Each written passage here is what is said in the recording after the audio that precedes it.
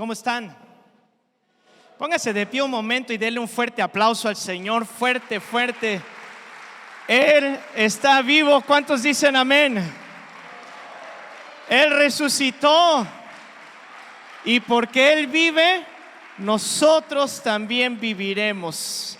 Esa es la promesa de la resurrección. Sean todos bienvenidos. Qué gusto verles, qué gusto saludarles. Qué bueno que vinieron a la casa del Señor, porque estamos celebrando un día bien especial. Incline su rostro y hagamos juntos una oración. Señor, queremos meditar en tu bendita y poderosa palabra. Este día tan especial, tan lleno de poder, tan lleno de gozo, tan lleno de gloria, porque realmente, Dios, cambiaste la historia, cambiaste nuestra historia.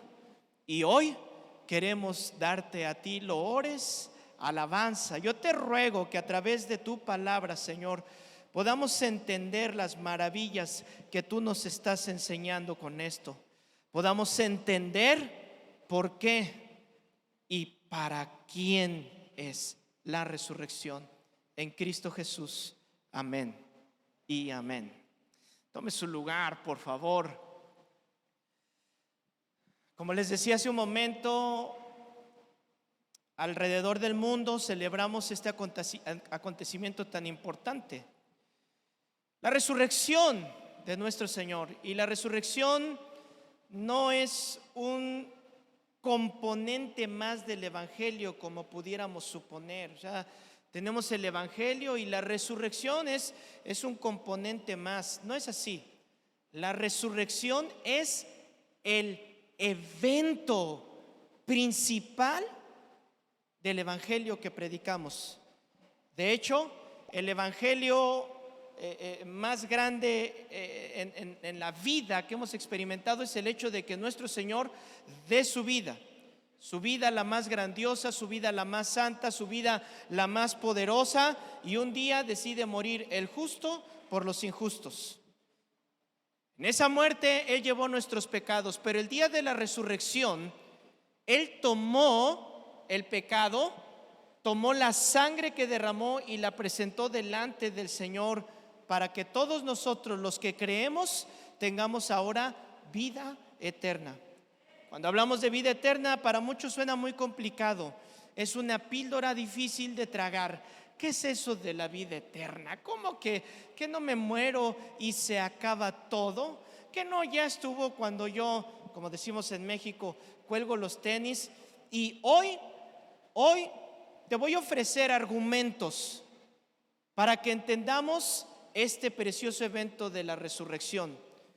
Sin la resurrección, la cruz no significa nada. Sin la resurrección, las enseñanzas que dio el Señor Jesucristo no significarían nada más que palabras. Sin la resurrección, las obras, los prodigios, los milagros del Señor Jesús no significarían absolutamente nada, porque sin la resurrección no hay salvación. Sin la resurrección, el Cristo que predicamos, a Jesús a quien le cantamos hoy, sería como cualquier otro hombre que dijo cosas bonitas, que hizo cosas milagrosas, que hizo cosas grandes, pero hasta ahí se quedaría. La resurrección es tan grande que la iglesia no se reúne los viernes, no se reúne los sábados. La iglesia nos reunimos el día domingo, porque la iglesia desde el principio, desde la iglesia primitiva, entendió el poder y la gloria, la importancia que tiene el evento de la resurrección de Cristo.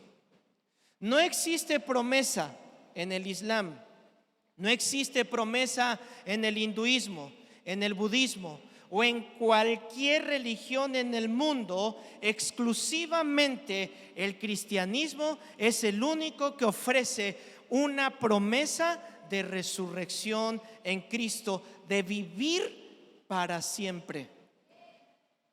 Dice 1 Corintios 1:25, lo insensato de Dios, a través de su muerte darnos vida, ¿Y cómo se va a proclamar ese anuncio tan importante? Él no escogió tantos milagros. Él dijo, se va a pasar por la locura de la predicación. Y este día, yo estoy seguro que muchos de ustedes entenderán por la locura de esta predicación que Jesucristo resucitó. No solamente entenderán con el pensamiento, resucitó, sino que lo entenderán de una manera tan poderosa y tan milagrosa que muchos oirán y creerán y confesarán que Jesucristo es el Señor. Al final de esta predicación, te lo digo en fe, tenemos aquí aguas, como el eunuco con Felipe, que después de escuchar la palabra de Dios y después de entender que Jesucristo vive, dijo, ¿qué debo de hacer? Y Felipe le dijo, tienes que hacer dos cosas. Una, arrepentirte de tu manera de vivir, reconocer que estás viviendo en pecado y que vives lejos de Dios, que has vivido pensando que tú eres pipiris nice, papas fritas, chipocludo, pensando que por tus estudios, por tu carrera, por tu posición, por tu trabajo, por tu cuenta bancaria, por lo que sea, tú has hecho y harás lo que haces, y te vas a dar cuenta que somos nada sin el Señor. Y número dos, le dijo, y cree. No solo tengas el conocimiento, cree. Y entonces le dijo, aquí hay agua, ¿qué impide que sea bautizado? Y Felipe le dijo, pues nada, vamos. Mi esposa trae unas toallas extras y traemos unas playeras extras, por si alguien que no ha sido bautizado y quiere recibir esta promesa de la vida eterna en Cristo Jesús, le anticipo, va a tener la oportunidad de hacerlo.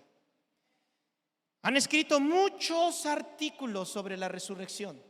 Hay bibliotecas y bibliotecas que demuestran la resurrección. Cuando alguien me dice, a ver, demuéstrame, a ver, híjole, es que evidencia no falta, pruebas no faltan. La ciencia ha comprobado lo que la Biblia dice, no faltan. Por eso el título de hoy es confirmado es. Sí, consumado es, ya se hizo, pero también está confirmada la resurrección del Señor Jesucristo. Y casi siempre en esta fecha nos enfocamos en comprobar este acontecimiento poderoso de la resurrección, pero hoy, después de 6 años estar compartiendo la resurrección, hoy quiero hablarles de, al revés, ¿qué comprueba la resurrección de Cristo? No, ¿cómo se comprueba la resurrección de Cristo?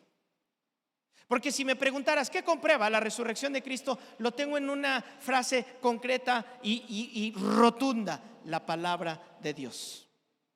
Así como el Génesis capítulo 1 versículo 1, sin tanta explicación, rotunda y poderosamente dice: en el principio creó Dios los cielos y la tierra. Con ese solo verso, los científicos, los cristianos, los teólogos, los arqueólogos, todo mundo nos hemos tratado de romper la cabeza, y el Señor lo puso en una frase sencilla: Dios lo hizo. Y hoy yo te digo, ¿cómo se comprueba la resurrección? Con la palabra de Dios. Pero ¿qué comprueba que Jesucristo haya resucitado? Número 1, la resurrección prueba la veracidad de la palabra. La ciencia, para que se llame ciencia, dice que debe de ser comprobable. Vamos a ver hoy que la resurrección prueba que la palabra escrita de Dios, que la Biblia, ese libro que tienes en tus manos, es verdadero. Que cielos y tierra van a pasar. Que un día te dicen: tiene que comer muchas veces durante el día para que baje de peso. Coma 5 veces durante el día porciones para que baje de peso. Y después te dicen: oh no, ayuno intermitente. Deje de comer para que baje de peso. Un día te dice la ciencia debe de tomar leche para calcificar sus huesos. Y después te dicen lo peor que puede hacer es tomar leche porque le afecta a su cuerpo. ¿A quién le creo? ¿A quién le hago caso?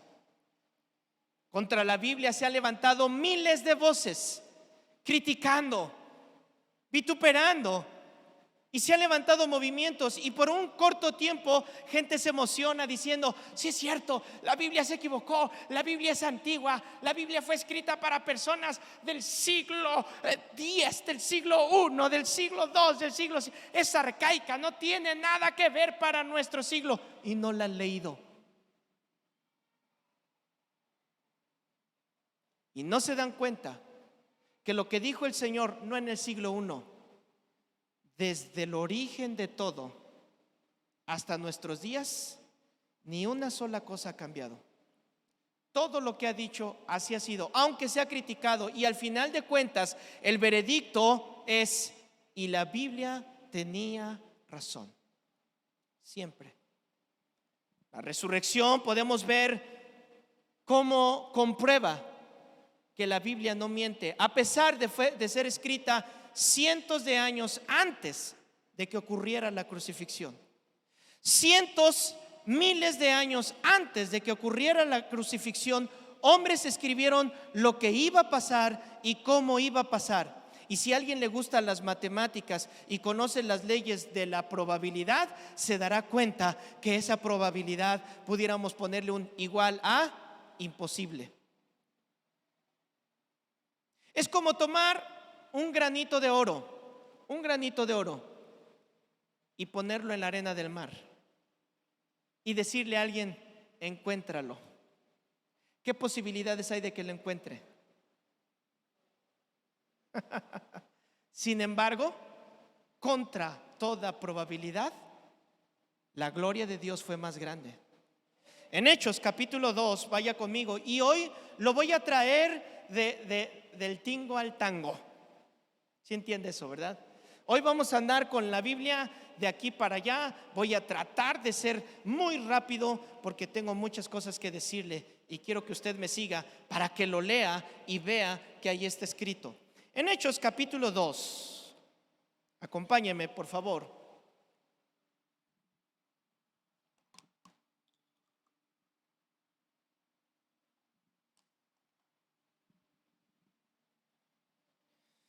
Es un momento grande en la historia de la iglesia. Es su primer día. Es como nació la iglesia en Hechos capítulo 2. Es el momento del nacimiento de la iglesia después del Pentecostés, cuando viene el Espíritu Santo. Pedro se pone de pie. Y aquel hombre que renegaba de Dios, de Jesús, aquel hombre que incluso hablaba como los demás para que no dijeran que era cristiano, ese hombre que traicionó a su amigo, que traicionó su moral, que traicionó todo lo que creía, ahora es uno de los más fervientes seguidores de Cristo. ¿Por qué? Porque él atestiguó la resurrección, él vio la resurrección. Y ahora él se para hablarle a todas las personas y explicarles sobre la resurrección y por qué la resurrección sucedió, y veremos cómo esto comprueba lo que está escrito en la Biblia. Hechos 2, en el verso 23, Pedro está diciendo ahora a hablando de Jesús, entregado por el determinado consejo y anticipado conocimiento de Dios. Ok, aquí está diciendo Pedro: no crean que los sacerdotes, que el pueblo, que los judíos planearon y se sorprendió Jesús porque lo agarraron. No, está diciendo, eso ya estaba planeado. Jesús mismo dijo: no me quitan la vida, yo la pongo. Cuando fueron a aprenderlo, Jesús les preguntó a quién. Se adelantó, dice la Biblia, y Jesús se adelantó porque sabía que ya venían. ¿Para qué? Para él mismo entregarse. Y ahora Pedro dice: ya estaba escrito, ya lo sabía, Dios ya lo dijo, lo insensato de Dios ya estaba, que lo iban a ¿qué? A matar por manos de inicuos y lo iban a crucificar. Entonces ahí la gente se queda. Y tú, Pedro, ¿cómo sabes que ya estaba antes dicho que esto que acaba de acontecer hace 50 días, hace 2 meses, está fresca la noticia? Todo Jerusalén estuvo ahí, todo Jerusalén lo vio. Ustedes recuerdan, lo vimos el viernes cuando estaba en la cruz, la gente dio testimonio. Los soldados dijeron: realmente este es el Hijo de Dios. La gente vio cuando se oscureció, la gente estuvo cuando tembló, la gente se enteró que el velo se partió. Hubo testimonio, la gente lo sabía y dijeron: realmente era el Hijo de Dios. Y la noticia está fresca. Y ahora Pedro les está explicando: eso Dios ya lo había dicho que tenía que acontecer. Versículo 24: al cual Dios levantó, sueltos los dolores de la muerte, por cuanto era imposible que fuese retenido por ella. Está hablando de Cristo y de su muerte. Dice: no iban a aguantar a Jesús allá en el Hades. No lo iban a aguantar. Y sabemos por la misma palabra que Jesús descendió al Hades, y cuando descendió estaba en el seno de Abraham, con los que habían creído en él, con los que habían creído en el protoevangelio, con los que creyeron que iba a venir un Mesías, y fue con ellos y les dijo: aquí estoy, vengo por ustedes, agarren sus maletas que nos vamos. Y la muerte no lo pudo retener. La muerte estaba sacada de onda. Pero este es mi reino, me pertenece.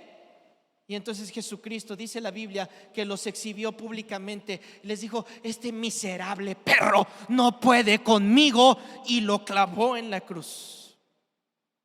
La muerte no puede con Cristo. Y Pablo les está explicando esto, verso 25.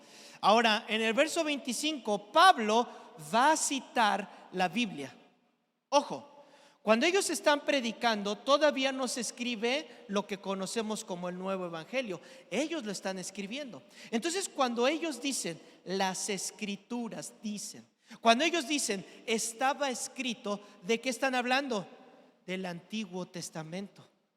Génesis, Éxodo, etcétera, etcétera. Los profetas, de ellos están hablando. Y dice Pedro, ahora cita al rey David. Al rey David cientos de años antes. Y dice así: porque David dice de él: veía al Señor siempre delante de mí, porque está a mi diestra, no seré conmovido. Por lo cual mi corazón se alegró y se gozó mi lengua, y aún mi carne descansará en esperanza, porque no dejarás a mi alma en el Hades, ni permitirás que tu santo vea corrupción. Me hiciste conocer los caminos de la vida, me llenarás de gozo con tu presencia.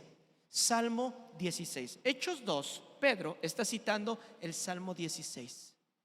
Y entonces Pedro ahora está diciendo: esto lo dijo David. Pero recuerden que David era un profeta. ¿Qué estaba haciendo David con esto? Pues David estaba muerto. Los judíos sabían dónde está su tumba. Los judíos podían ir a su tumba de David. Y Pedro les está explicando: David no estaba diciendo que él iba a vivir para siempre. David no está diciendo que él iba a estar en el Hades y que no se iba a podrir, no se iba a corromper, no se iba a volver polvo. David está profetizando del Mesías. Cuando el Mesías venga, va a resucitar. Y entonces ahora vea el verso 29 y vea cómo lo interpreta esto Pedro. Varones hermanos, se os puede decir libremente del patriarca David: murió y fue sepultado, y su sepulcro está con nosotros hasta el día de hoy. Pedro les dice: no les tengo que decir que sabemos dónde está su sepulcro, ¿verdad? Verso 30. Pero siendo profeta y sabiendo que con juramento de Dios le había jurado que de su descendencia, en cuanto a la carne, levantaría al Cristo. Ahora, ¿de qué tribu era David? ¿De qué tribu era David? De Judá. ¿Y de qué tribu tenía que venir el Mesías? De Judá. Y cientos de años está diciendo, mira, David está diciendo que Dios le prometió que de la tribu de su sangre, humanamente, de la tribu de Judá, iba a venir un Mesías. Y ese Mesías, verso 31, habló de la resurrección de Cristo, que su alma no fue dejada en el Hades, ni su carne vio corrupción. David estaba profetizando que Jesús iba a resucitar. ¿Quién se atreve a profetizar algo así? ¿Quién se atreve a decir ahorita mismo una sencilla, lo que vas a hacer hoy a las 4 de la tarde? No, es bien fácil. Yo puedo decir ahorita a las 4 de la tarde, y mira, que aunque lo digas y pongas tu alarma, los planes cambian. Y ellos lo están haciendo con cientos de años de anticipación. Y entonces los judíos se sientan y dicen, sí es cierto, ya estaba escrito. Oye, y Jesús, el hijo del carpintero, ¿de qué tribu? De David. Se está cumpliendo la escritura. Verso 32. A este Jesús, recuerden que es Pedro con los judíos. Yo me imagino a Pedro señalando hacia la cruz. No sé dónde estaba en ese momento, pero me imagino a Pedro diciendo, a este Jesús resucitó Dios, de lo cual nosotros, y voy a hacer una redundancia, porque un testigo no es alguien que le dijeron lo que pasó. Un testigo es alguien que, y perdóneme por esto, lo vio con sus propios ojos, ¿no? O sea, estoy redundando para que me entienda, ¿no? A mí no me contaron, a mí no me dijeron. Pedro les está diciendo, yo lo vi. Pedro lo vio. No, hijo, lo vimos otros 120 personas. No hay un testigo, no hay dos testigos, no hay tres testigos. Hay mínimo 120 personas que están aquí y te pueden decir lo que vimos con nuestros ojos. ¿Sabe cuántos se convirtieron ese día? Más de 3,000 personas. Y estamos hablando de judíos que acaban de matar a Jesús. Estamos hablando de personas que lo odiaron porque dijeron, Jesús vino a traer otra religión. Wow. Entonces, la escritura tenía la razón. La escritura se comprueba con la resurrección de Cristo. Hechos capítulo 13, versículo 29.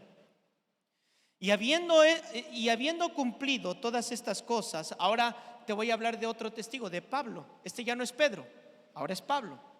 Y Pablo dice, habiendo cumplido todas las cosas, escucha y subráyalo, que de él estaban escritas. ¿Dónde estaban escritas esas cosas? En las escrituras, en el Antiguo Testamento. Pablo está citando a Moisés. Pablo está citando lo que sucedió en la Pascua que ellos celebran. ¿Qué es lo que estamos celebrando? Cuando vino el espíritu de muerte, lo recuerdan, el ángel de la muerte, y murieron las personas. Pero Dios mandó a decirle a Moisés, Moisés, ustedes van a poner la sangre. ¿De quién? Del cordero, y la muerte no los tocará.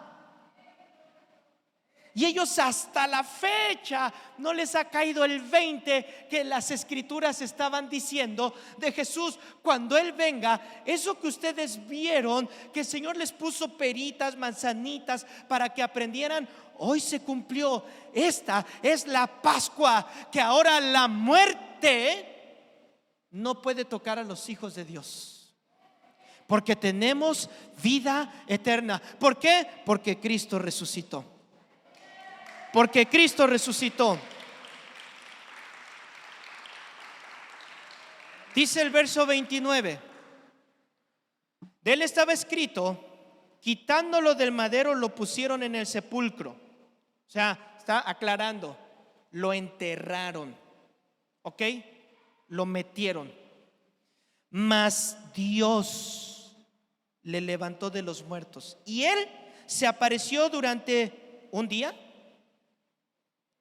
solo a las mujeres, durante muchos días a los que habían subido juntamente con él de Galilea a Jerusalén, los cuales ahora son sus testigos ante el pueblo. Y nosotros también os anunciamos el ¿qué? El evangelio de aquella ¿qué? Promesa. ¿Quién hizo esa promesa? ¿Quiénes eran sus padres? Abraham, Isaac y Jacob. ¿Qué está haciendo Pablo? Les está diciendo, si ellos lo escribieron cuando iban a crucificar, cuando iban a matar a Isaac, cuando le dijo Dios, levanta el pedernal y entrégame a tu hijo, ahí les estaban diciendo, cabezones, ahora se está cumpliendo lo que está escrito ante sus ojos. ¿Y qué crees que hacía la gente cuando les decía eso Pablo? Caray, creo que nunca lo había visto en la Biblia. Creo que no lo había entendido. Pero si tú ibas a la iglesia, sí, pero no lo había entendido. Para eso estamos nosotros, para que lo entiendas. Verso 33: la cual Dios ha cumplido a los hijos de ellos, a nosotros, resucitando a Jesús. Y subraya esto, como está escrito también en el Salmo segundo: mi hijo eres tú, yo te he engendrado. Ahora él está diciendo que la misma Biblia, que el salmista estaba prediciendo que Jesús iba a nacer y que Jesús iba a morir y que él iba a resucitar de los muertos, utilizando la Biblia. Verso 34: y en cuanto a que le levantó de los muertos para nunca más volver a corrupción, lo dijo así: os daré las misericordias fieles de David. Y ahora cita otra cita, Isaías 55, versículo 3. Y si algo tenían los judíos, es que sabían y comprendían la veracidad de la Biblia. Y cuando Pablo ahora les empieza a decir, ya estaba escrito, ya estaba escrito, ya estaba escrito, ya se los dijeron, ya se está cumpliendo. 3 profecías en un ratito. El Señor dejó este documento que se llama la Biblia y nos lo dejó para que tuviéramos esperanza. Si Él lo dijo, Él lo promete, Él lo cumple. Su sí es sí y su no es no. Y si Él dijo, voy a volver, aunque para muchos suene locura, ¿qué crees? Va a volver, porque tiene palabra. Y si Él dijo, no te pongas triste, porque si tú has creído en mí, tú crees en el Padre. Y donde yo voy hay muchas moradas. Y yo me voy a adelantar para prepararte una, porque donde yo estoy, quiero que tú estés. Pero la gente amó más las tinieblas que la luz. Juan capítulo 1 dice, la luz vino, pero la gente dijo, no, gracias, yo no quiero la luz. Oye, pongo delante de ti la bendición y la maldición, escoge la bendición y vivirás. No, gracias, yo estoy bien así como estoy. Qué locura lo que tú estás haciendo. Y dice Juan 3:16, de tal manera amó Dios al mundo que dio a su Hijo para todos los que crean. ¿Qué debo de creer? Que vino y que resucitó. Si tú crees que resucitó, tú tienes vida eterna. Vida eterna en Cristo Jesús. Y sigue en el verso 20. ¿Estamos en Hechos qué? Hechos 26, capítulo 22. Pero habiendo obtenido auxilio de Dios, perseveró hasta el día de hoy, dando testimonio a pequeños y a grandes, no diciendo nada fuera de las cosas que los profetas y Moisés dijeron que había de suceder. ¿Qué predicaba Pablo cuando iba a las sinagogas? Dice la Biblia, nada que no estuviera escrito. Nada. Me encanta porque yo no sé tú, pero mi corazón desde que le estaba estudiando estaba, ¡ay! ¿Qué onda con estos predicadores? No andaban motivando, no andaban preocupados por las cosas del mundo. Lo único que hacían era hablar de la Biblia, porque la Biblia lo único que hace de pasta a pasta es hablar de Cristo. Es lo único que hace. Versículo 23. ¿Qué es lo que decían los profetas?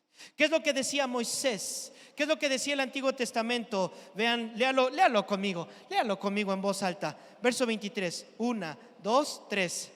Que el Cristo había de padecer y ser el primero de la resurrección de los muertos para anunciar luz al pueblo y a los gentiles. Yo me imagino a todos los judíos en ese momento cuando Pablo les dice: ya estaba escrito que él tenía que ser el primero en resucitar. Y todos los judíos así. ¿Por qué? Porque llegaron a Pedro y le dijeron: Pedro, nuestro corazón está compungido. ¿Qué es un corazón compungido? Un corazón compungido es un corazón que está como acelerado, como que ya te quieres parar y ya te quieres echar el clavado aquí. Ese es un corazón compungido.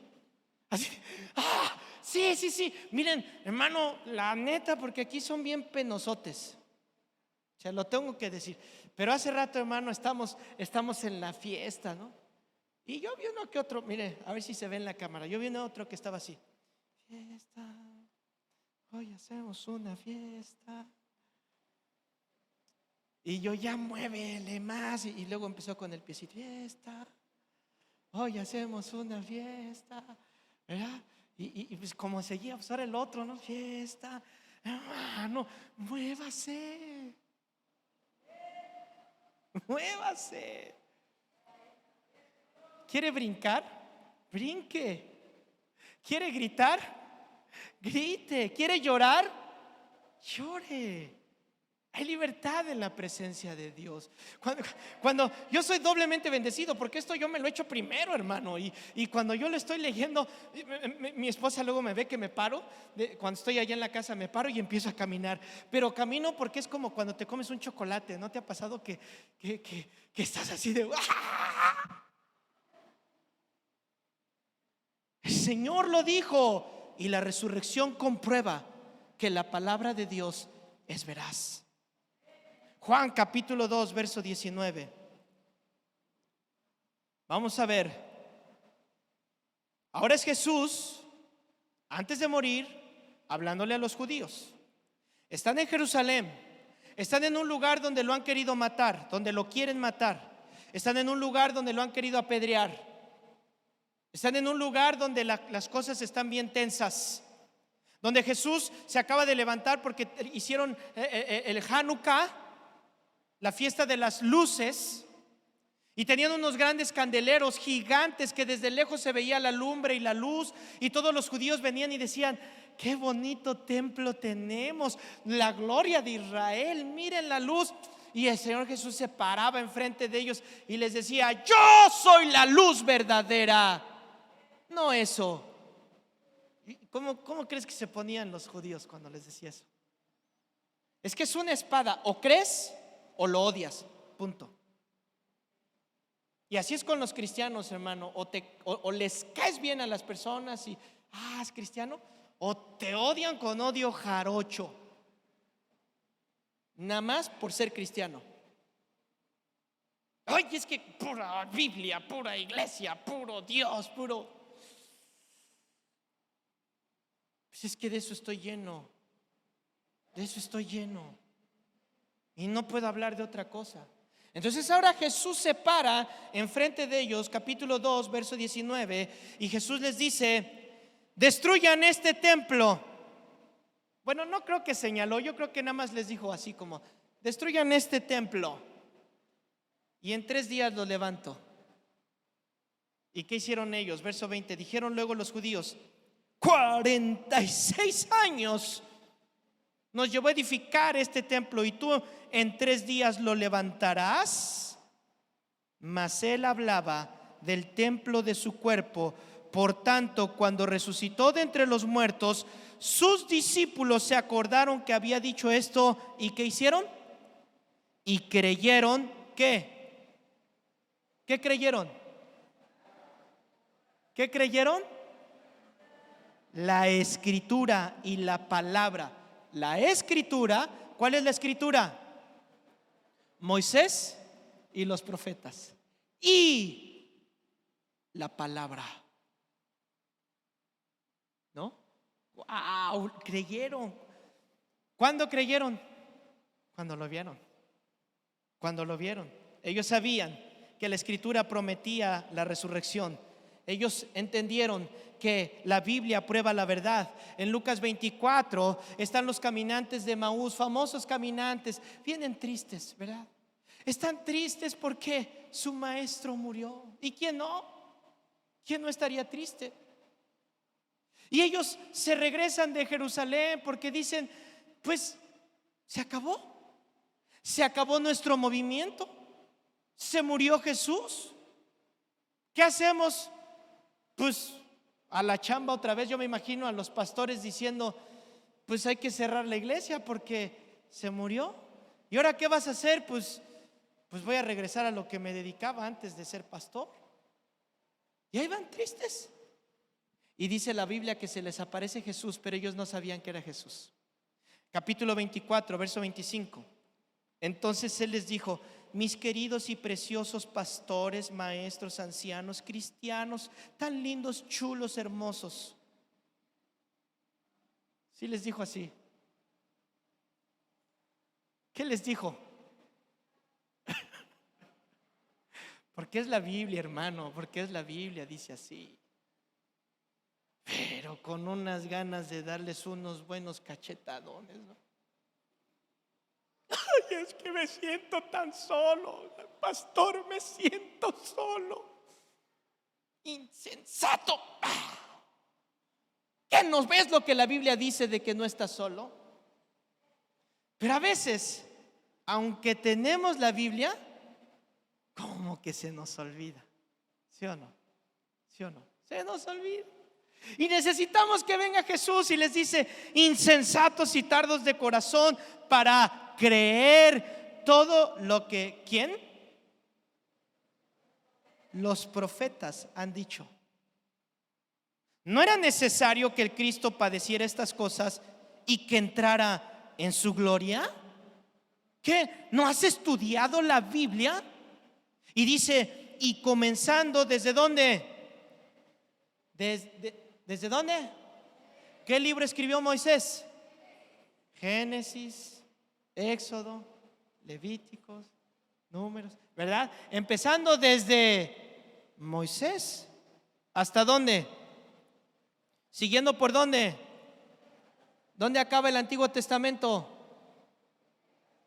En los profetas. ¿En cuál? En Malaquías. Desde Génesis hasta Malaquías les declaraba en todas las escrituras lo que de él decían. Wow. Cada vez que hubo un sacrificio de un cordero, cada vez que lo sacrificaban, quedaba registrado: este será Jesús muriendo. Este será Jesús. Primera de los Corintios, capítulo 15, versículo 3. Porque primeramente os he enseñado lo que asimismo recibí, que Cristo murió por nuestros pecados, todos bien fuerte, 1, 2, 3, conforme a las escrituras, y que fue sepultado y que resucitó al tercer día, conforme a las escrituras. ¿Qué hizo la resurrección de Jesucristo? Afirmó que la palabra de Dios es verdad y la palabra de Dios se cumple. Tarde o temprano se cumple. Dele gloria a Dios por eso, hermano. Gracias, Señor. Le voy a dar uno más. La resurrección del Señor Jesucristo comprueba que Jesús es Dios. ¿Se puede comprobar que Jesús es Dios? Sí. Y esto, damas y caballeros, es el corazón del cristianismo.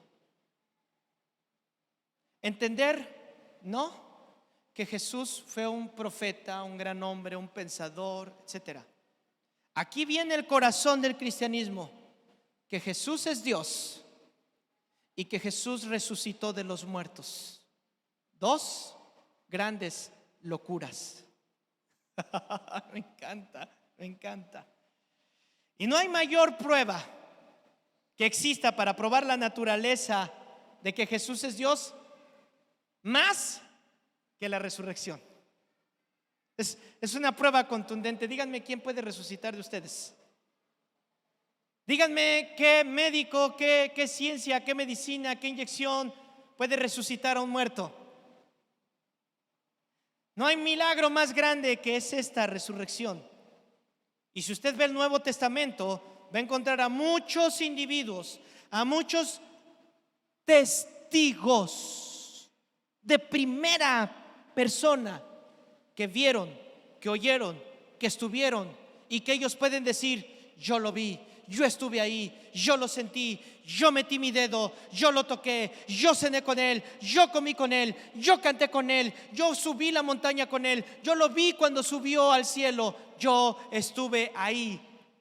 Niégalo o te matamos. Pues no lo voy a negar y mátenme, porque lo que digo es verdad. Y murieron cientos de cristianos con la cabeza en alto diciendo: no nos callan, porque esto es verdadero. En el poder de Dios. En Marcos, por ejemplo, capítulo 5, versículo 6, vamos a ver que el mismo infierno, los demonios, declaraban que Jesús es Dios. Dice así, Marcos 5, 6: cuando vio pues a Jesús de lejos, corrió y se arrodilló ante él, y clamando a gran voz dijo: ¿qué tienes conmigo, Jesús, Hijo del Altísimo? Está hablando un endemoniado. Y le dice: te conjuro por Dios que no me atormentes. ¿Dónde llegaban los demonios cuando vieron a Jesús? De rodillas. No podían hacerlo de otra manera. No se podían acercar. Lo único es de rodillas. Y que dijeron: no me atormentes. Su simple presencia causa incomodidad en el infierno, hermano. ¿No te ha pasado que llegas de repente a una fiesta y incómodas? ¿O nada más a mí? Es que yo me he dado cuenta que ya me voy y una vez oí uno decir: ahora sí, ya empezó la fiesta. Yo dije: santo. Y mire, hermano, lo digo públicamente a todos. Yo sé que usted no, pero de todos modos se lo digo, para que nadie se sienta conmigo, para que nadie piense diferente. Se los digo a todos con mucho cariño. Procuro, cuando me invitan a algún lugar, estar un ratito y después retirarme. Y me retiro no porque me sienta incómodo, no porque no quiera estar, no porque etcétera, etcétera. Simplemente porque entiendo mi posición como pastor. Voy, me gozo, disfruto, me alegro cuando me toman en cuenta y me gozo con cualquier logro, cumpleaños, lo que sea, hermano, para mí es propios. Pero me retiro. Y no por mala onda: el pastor es bien mala onda, se fue. No, hermano, porque sé que, aunque usted no, pero luego soy incómodo. ¿En qué íbamos? Ya se me fue. Que los endemoniados, ¿verdad? Juan capítulo 9. Vamos a ver cómo ellos sabían de la deidad de Jesús. Estamos hablando de Jesús como hombre. Estamos hablando de la persona de Jesús caminando en las calles de Jerusalén, de Samaria, de Judea. Y dice así, capítulo 9, verso 35. Oyó Jesús que le habían expulsado. Déjeme le cuento, porque esta está preciosa. Jesús acaba de sanar a un ciego, alguien que no ve. Esa persona: Jesús, hijo de David. Y lo sanó. Pero el ciego ni vio quién lo sanó. Pues no, estaba ciego, ¿verdad? Pero recibió el milagro. Y Jesús le dijo: ándale, ve y diles. Y cuando llega el ciego a contarles: ¡hey! El Mesías me regresó la vista, porque escrito está que cuando el Mesías viniera, él iba a dar vista a los ciegos, los cojos iban a brincar, los ciegos iban a ver, iba a haber milagros y señales. Juan el Bautista, cuando estaba en la cárcel, y le dijo: pregúntenle a Jesús si es el Mesías, porque me van a matar y quiero saber si muero bien. Y llegaron sus discípulos y le dijeron: Jesús, Juan pregunta si eres o si no eres. Y Jesús les dijo: díganle que los cojos saltan, que los ciegos ven, que los sordos oyen. Y fueron, y cuando le dijo eso, Juan entendió que le estaba citando la escritura y dijo: ok, córtenme la cabeza, estoy dispuesto, estoy listo. Y este ciego les testifica a los sacerdotes, les testifica a los judíos. Y los judíos dijeron: no, pero estoy viendo. No nos importa tu milagro, nos importa que tú, a algunos les decían, violaste el Shabbat. No te importa que Jesús, el Mesías, ya está aquí. Tú estás haciendo esto mal. Y entonces les dice en el verso 35: porque al ciego lo expulsaron, le dijeron: tú vete de aquí, no vengas a decir que Jesús. Y dice: y Jesús le halló, y hallándole Jesús, porque aprendimos el domingo pasado, ¿quién busca a quién? ¿No? A los expulsados, a los que no quieren, a los que: ay, vete de aquí, tú no comulgues con nosotros. Dice Jesús: yo voy y te busco. Y le dijo: qué pregunta tan poderosa. ¿Crees tú en el Hijo de Dios? Esta pregunta incluye, esta pregunta quiere decir: ¿crees tú que Jesús tiene los atributos de Dios, la gloria de Dios, el poder de Dios? ¿Crees tú que Jesús es Dios en la tierra? Eso incluye esa pregunta. Y respondiendo, él le dijo: ¿quién es, Señor, para que crea en él? Le dijo Jesús: pues le has visto, y el que habla contigo.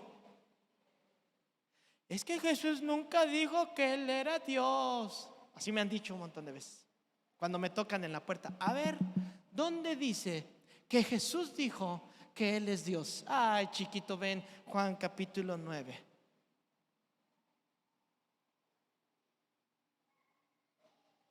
Verso 38.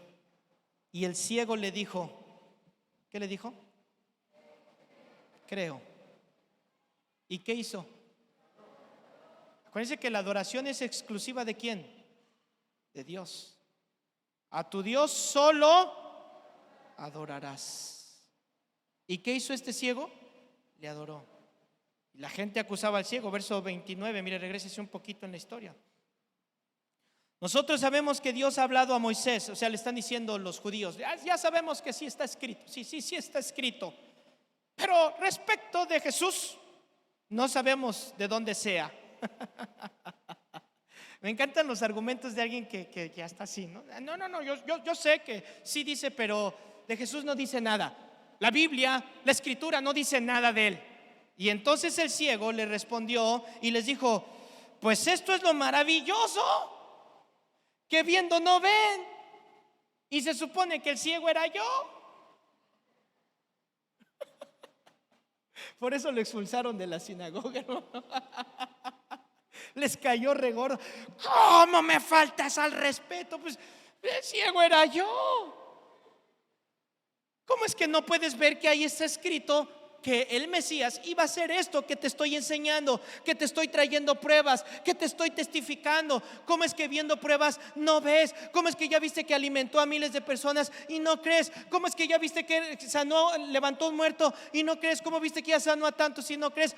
¿Cómo es que has visto que miles de personas vienen y sanan y no crees? ¿Qué? ¿El ciego eres tú? No yo. Y vámonos, cuello, fúchila. ¿Quién más testificó? Pedro. Me voy rápido con estas escrituras. Pónganse al tiro allá arriba. Termino con estas. Pedro dijo en Mateo 16: tú eres el Cristo, el Hijo del Dios viviente. Pedro, un hombre. Tomás dijo en Juan 20:28. Váyanse rápido, Omar, allá arriba con las citas. Tomás dijo: Señor mío y Dios mío. Y Tomás era una persona que no creía. Tomás dijo: hasta no ver, no creer. Y Jesús le dijo: ay, querido Dídimo, métele las manos, tócale, hijo, tócale.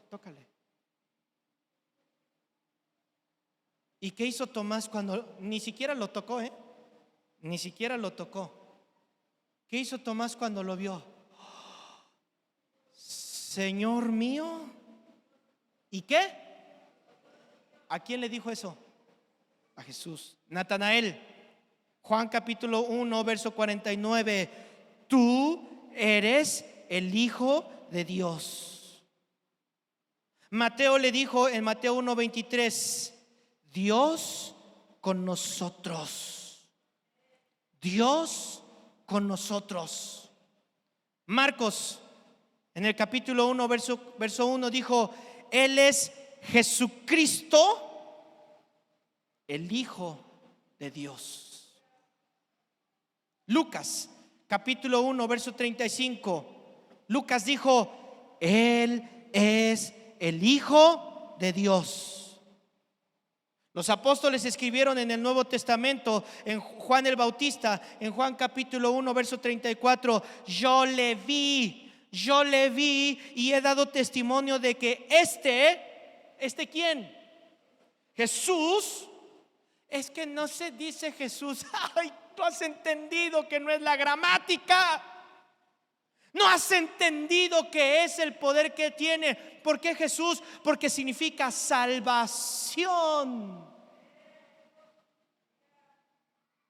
Y este Jesús, esta salvación, es el Hijo de Dios. Yo lo vi.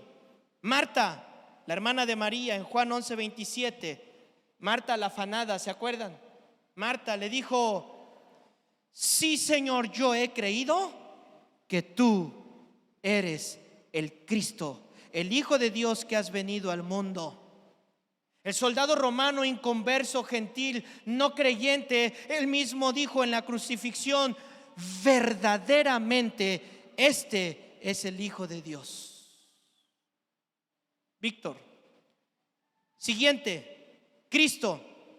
Juan capítulo 10 versículo 30 dice así: yo y el Padre, ¿qué dice?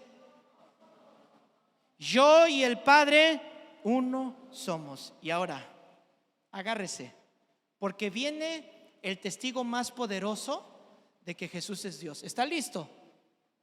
¿Está listo? Porque yo no le entregué una prueba, 2, 3. Le he entregado muchísimas pruebas y ya le comprobé que la Biblia es verdad. Y viene la prueba más grande, Romanos capítulo 1, versículo 1.